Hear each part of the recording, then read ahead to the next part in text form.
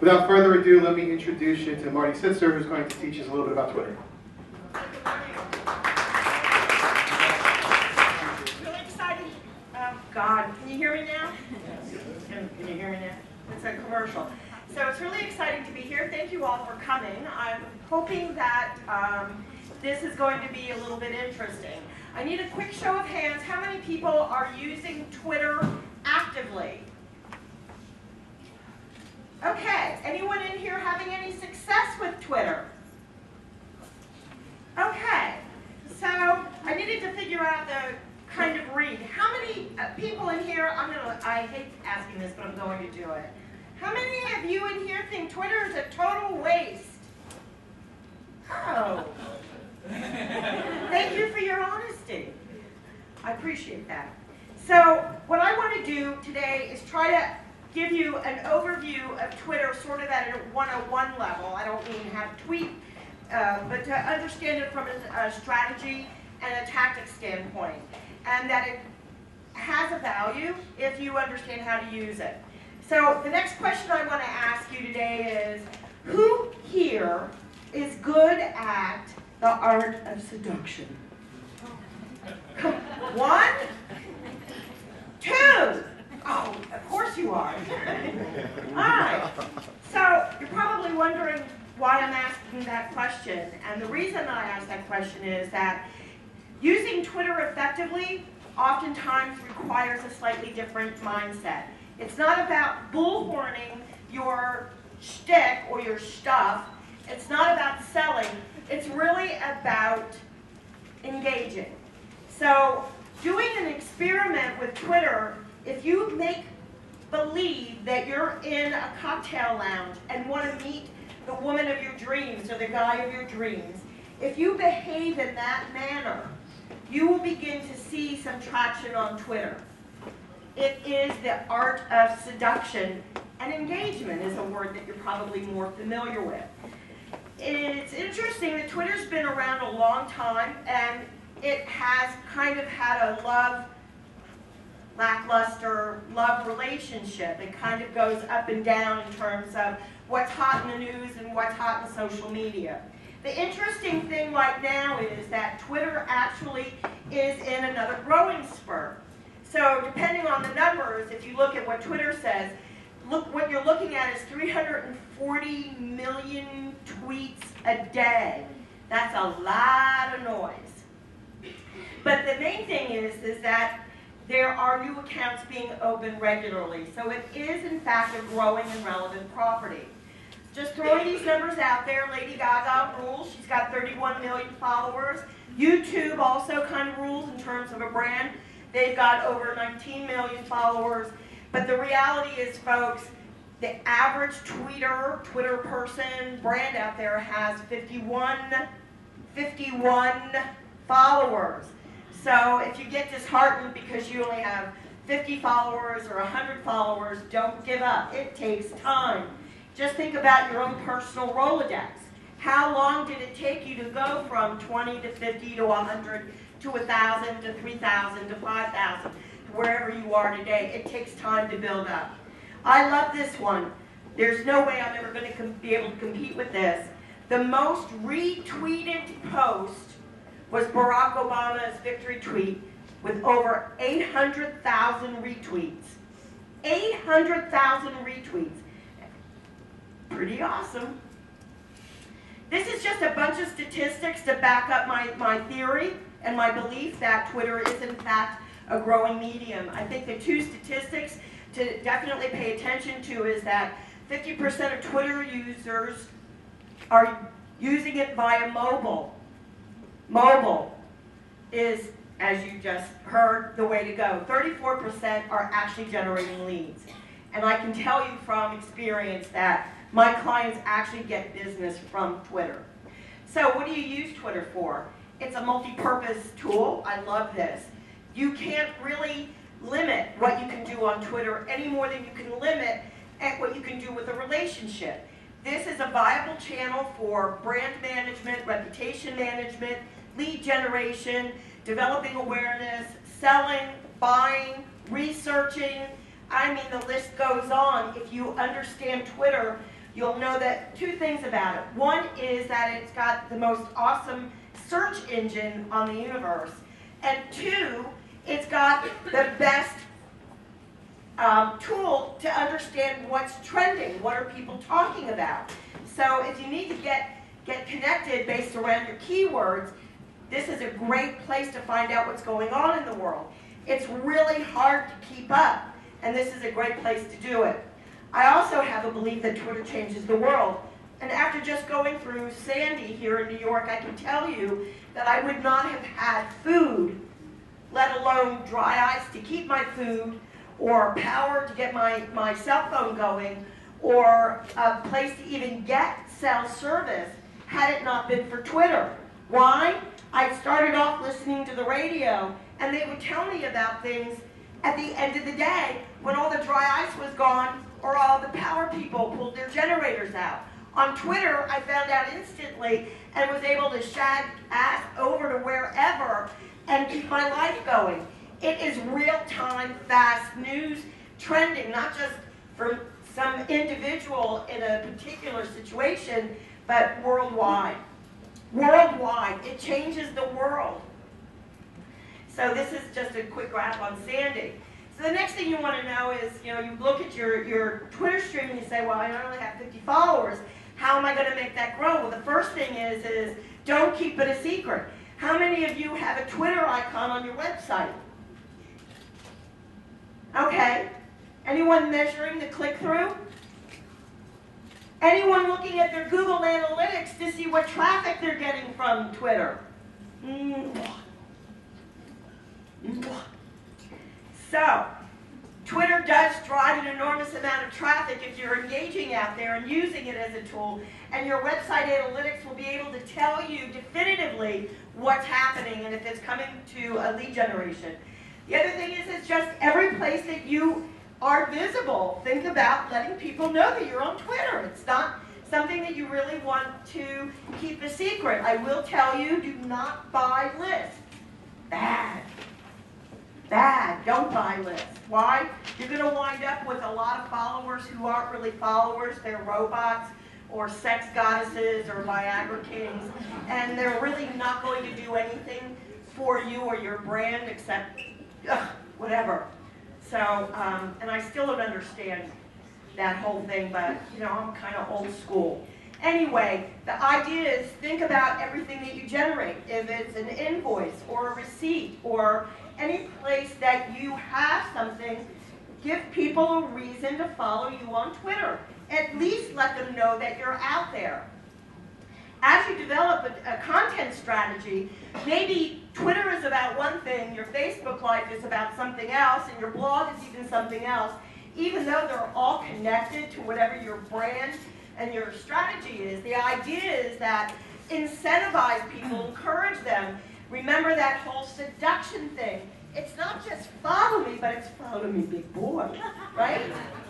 So think about what the sex appeal is. What is the interest? What are people doing on the internet to begin with?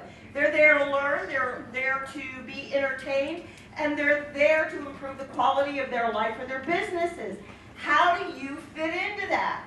Because just doing buy me, buy me, buy me is not going to work. So you want to think about how you're going to develop that relationship. Okay. The other thing is just a little quick tip, go slow.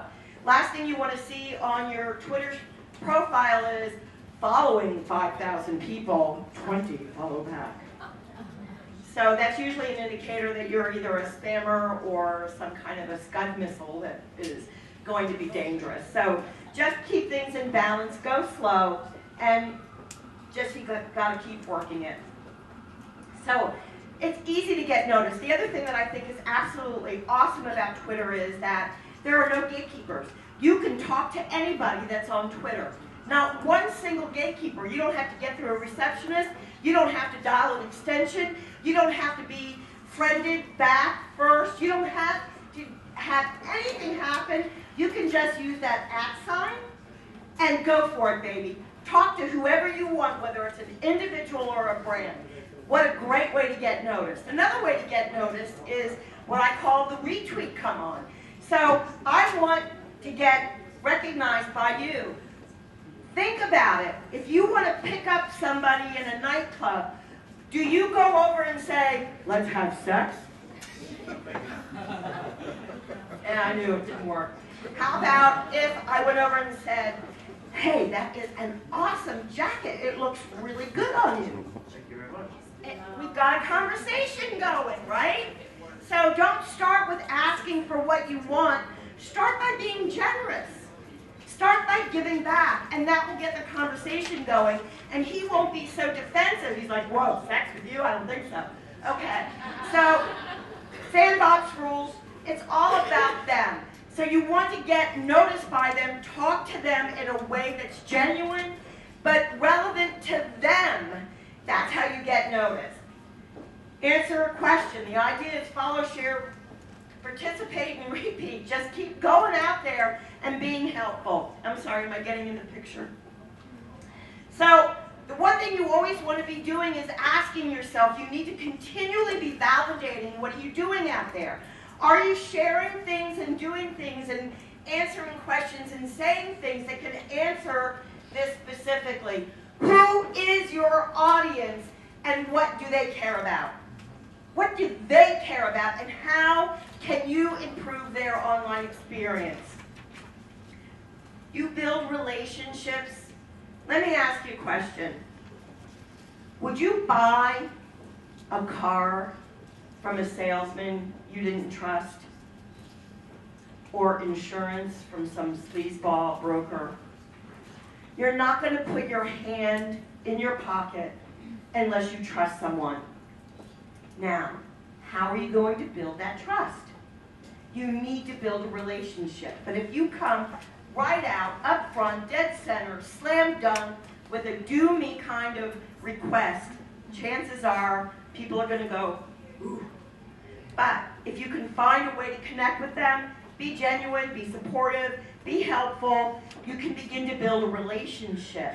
And that's really what it is. And I also encourage you to think about taking those relationships that you build online and finding a way to move them to the real world. There's the digital world, but there's the real world. Don't forget about that. Phones, coffee dates, telephone videos, anything. But you want to move it along. Don't start with, hi, now that we're on Twitter, connect with me on Facebook. Really? Why? One place is enough. You know, unless there's a reason something else is going on Facebook. A little automation can't hurt. I don't recommend that you flood your Twitter stream with just auto robot type streams. People are going to recognize that it's insincere and ingenuine, but a little automation can't hurt just to keep, you know, things flowing along. There's a service out there called If This Then That.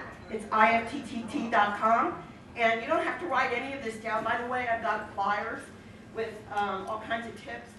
I don't know if you want to take some and pass them down, pass them around. I'll leave them in the back also. But the idea is that If This Then That has what they call recipes.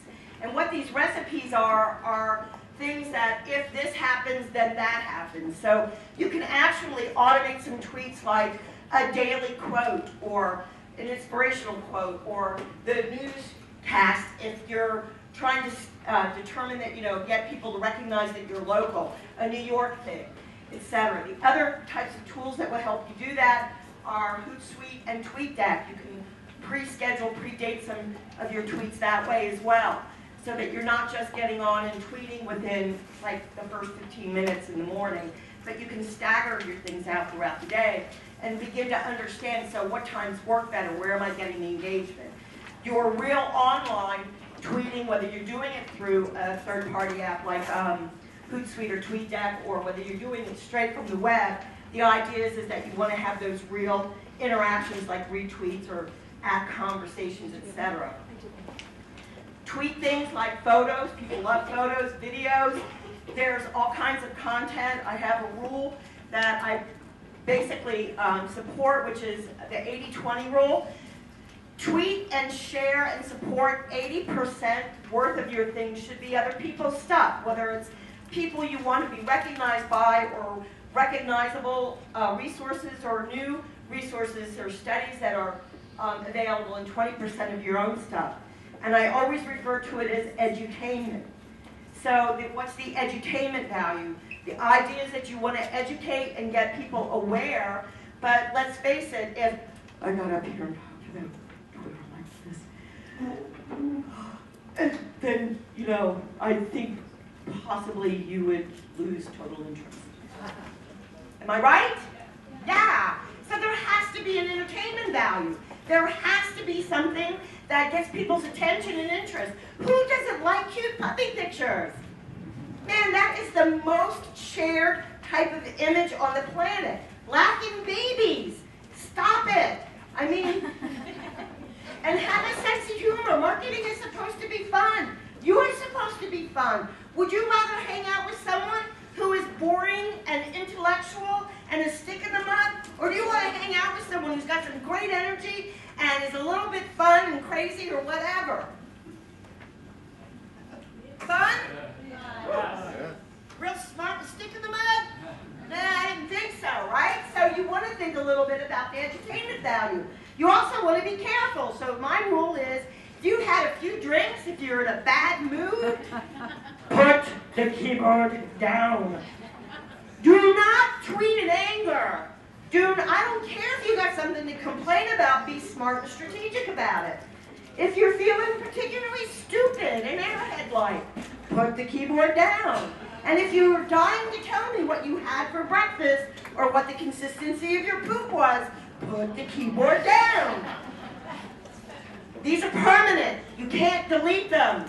Even if you delete them, somebody retweeted it, so it's going to be out there forever.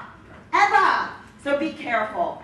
Two things that I think are current day that are, well, not totally current day, that are reflective of this. Some guy, I think that the failure of the universe is going to be based on ego and arrogance. So this guy, the key influencer, this happened several years ago, was going down to pitch, I think it was UPS. Anyway, he's on the plane, gets into the town, and he says, true confession, but I'm one of those towns where I scratch my head and say, I have to live here, I'd die. The people that he was pitching to saw that, and they're very proud of their town. Guess who didn't get the deal? The other thing is when you're doing auto tweets, as I had mentioned before, Kmart made a faux pas. They obviously are using their hashtags to promote certain things. They've got campaigns going for their hashtags, and they had this campaign, Fab 15 Toys. This just happened. So they meant to put out a sincere, our hearts are with you, with the massacre of the children in Newton. But somehow or another, it was an oversight, but they left the hashtag for the promotion in there. Oh my God, the backlash was awful. PR nightmare. So be careful. What to measure? It really doesn't matter how many people are following you. What matters is how many lists are you on. Lists are what matter. Why? Because I've got thousands of followers, and I can tell you I almost never look at my main incoming stream. What I look at are my lists. What are my lists? Smart people, news sources. I create lists for my clients, my competitors, stalking people I'm stalking. You can make your list either private or public, but the idea is that you have to be able to channel what you're watching so that you don't miss what's important.